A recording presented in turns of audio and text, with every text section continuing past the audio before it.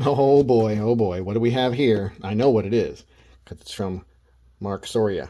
And Mark Soria is the man. He's the dude. If you see his collection, his knife collection on Facebook that he posts his stuff now and then, it's like, I'm happy to get the dregs of his collection. Like when he's tired of a knife and doesn't want it anymore, I'm super happy to get his leftovers because his collection is just amazing. Let's open this up with one of my favorite little mods I've done recently, the Dark Mirror from MaxAce. I did these, this was, one of my first attempts at doing a nice knife with the rock grinds. I think it came out pretty good. So let's open this guy with it. And you can see what it is. And we can all see together whether it's cool or whether it's not cool, because I don't know. I never had one before. Let's check it out and see what it be. Now, let's get this guy out of the way so we can have the table all to itself. Now, this is, it looks like an artisan bag, but it's not an artisan. This is an Purvis Progeny. Look at the shape of that thing now. It's just such a nice, natural shape. You know what it kind of reminds me of? I got this thing, just got this the other day. Kind of reminds me a little bit of the CRKT, CJRB agave. But yeah, quite a bit different. Woo, that's nice. That's so nice. But it's similar lines. Yeah, I mean, that's cool. It's kind of like a mini agave, but of course made out of titanium and M390. And a little bit more of a sheep's foot type blade. That lockup is looking good at about 40, maybe 45%. Pocket clip is definitely has that Purvis kind of shape to it. Very well balanced feel.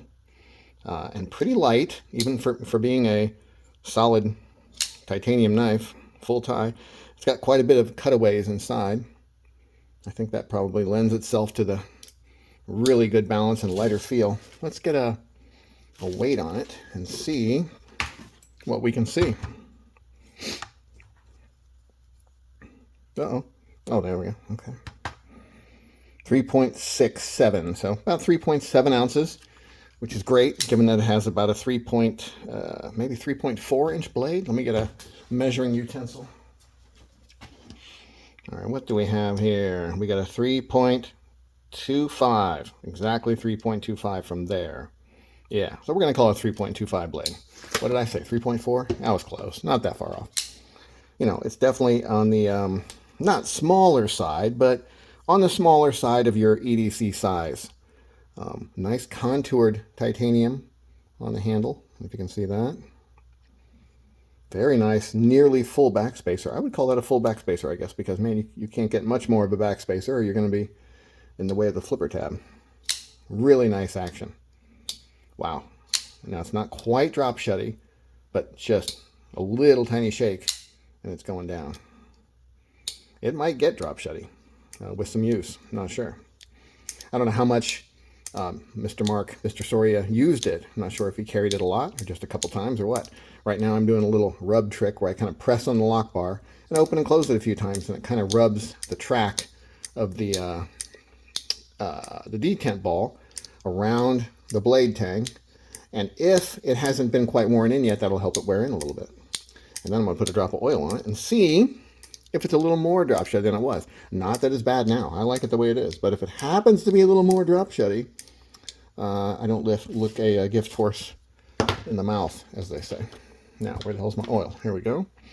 The Super Lube, right off of Amazon for like $5-6, something like that. Good stuff.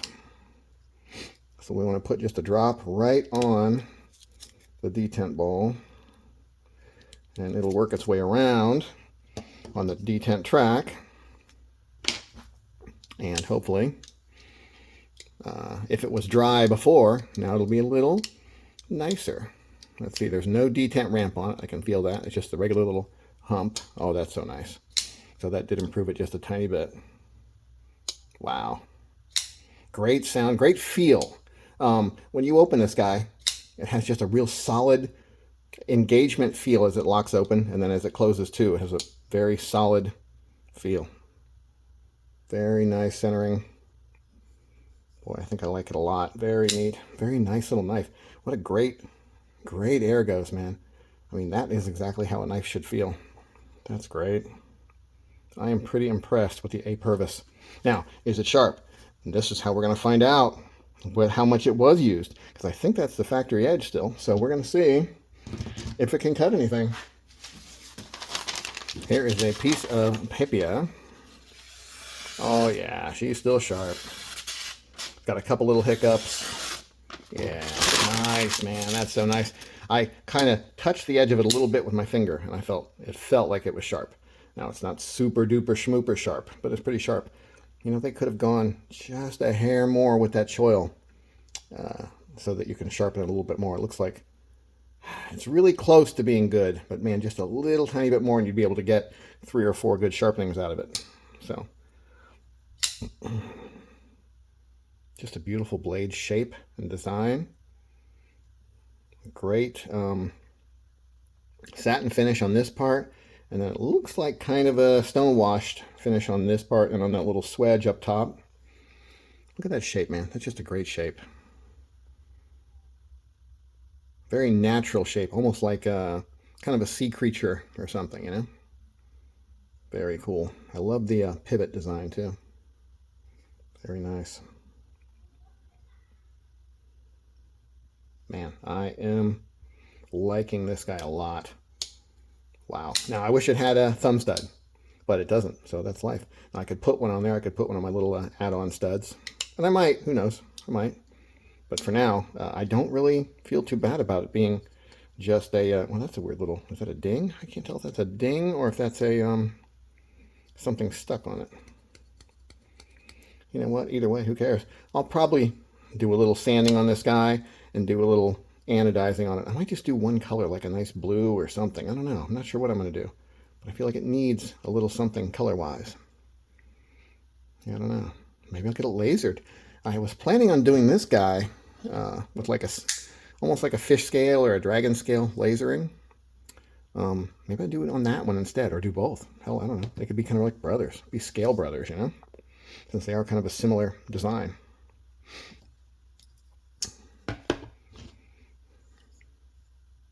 A. Purvis Progeny. Pretty happy with it. Look at that. They got the little cutaways right there that lets you press your finger a little further down in as you do the flipping motion. So the flipper can be a little smaller and still work good. It really is very nicely done. Lock access is really nice. Feels perfect. Man, the guy makes a good knife. I think I heard that he stopped making knives. I don't know. Maybe he's making clips and stuff still. I'm not sure. I'll have to look into that and see if I can find out. If I find anything out, I'll put a little additional thing right in here somewhere. Wow. Yeah, happy with this. Whew. I'm not going to say it's a grail, but it's pretty close to a grail. It's one of those knives that I've wanted for a long time.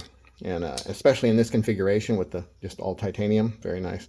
He has other ways of doing it, like, you know, a carbon fiber. I think he has a bigger one. I think that Mark has a bigger one that he was going to sell, and it might already be sold. But boy, if I get some funds together, I might grab his other one that he has too. Just a really nice knife. Love it. Now, I don't usually love a big giant pocket clip, but this one just fits so well with the rest of it that doesn't bother me at all, even though it's kind of big. Let's see how it works in the pocket. Oh, so nice. Wow, almost too easy. Shit. Yeah, I don't know. Feels great. Shit. That's a great pocket clip. Damn. I had to pull out the Tucson TS554 to get this out of the way in my pocket. I can't keep this thing out of my pocket. So nice. It's a big, beefy bruiser, but man, such a nice knife. As well as this A. Purvis Progeny. Both really, really nice knives. This one is definitely in a really nice EDC size. It has pretty good ratios. It seems like the blade to handle ratio is really good. You know, it's only off maybe 3/4 of an inch, something like that, between the two. You know, most knives have about an inch difference between the handle length and the blade length. The handle's about an inch longer than the blade. This one looks like it's more like 3/4 of an inch, something like that. Do I have my tape measure? Let's see if we did an actual measurement here. I'm going to say it's almost 3.5 inches. The 3.4 is fair, and the handle is 4.25. So it's close to an inch difference. It's close to an inch difference, but I don't know. For some reason, it feels like it's a really good ratio. Yeah, I don't know why. Really nice knife. Good job. Man, there's such amazing knives out there these days, man. You can spend, a couple $100 on a knife, or you can spend 35, 45 bucks on a knife, or you can spend, 80 bucks on a knife, or you could spend, I don't have any really expensive knives out here, but I'm just saying, man, I think this guy was 150, whatever. You can spend all kinds of different ranges of money, and you're going to have these awesome knives. I think it's a amazing time to be a knife collector, a pocket knife guy in the history of the world. I mean, Tucson is just putting out cool knives one after another at really great prices. It's crazy. Now, do you need 100 knives or more? I'm not saying I have more than that. I'm just saying some people do. Some people have a lot of knives. Do you need that many? No. But even if you only wanted, like, say, 10 cool pocket knives, I think right now is a magical time. Is it just going to get better? Probably. But before the A Purvises are all gone, maybe grab one of those, because apparently they're not making anymore.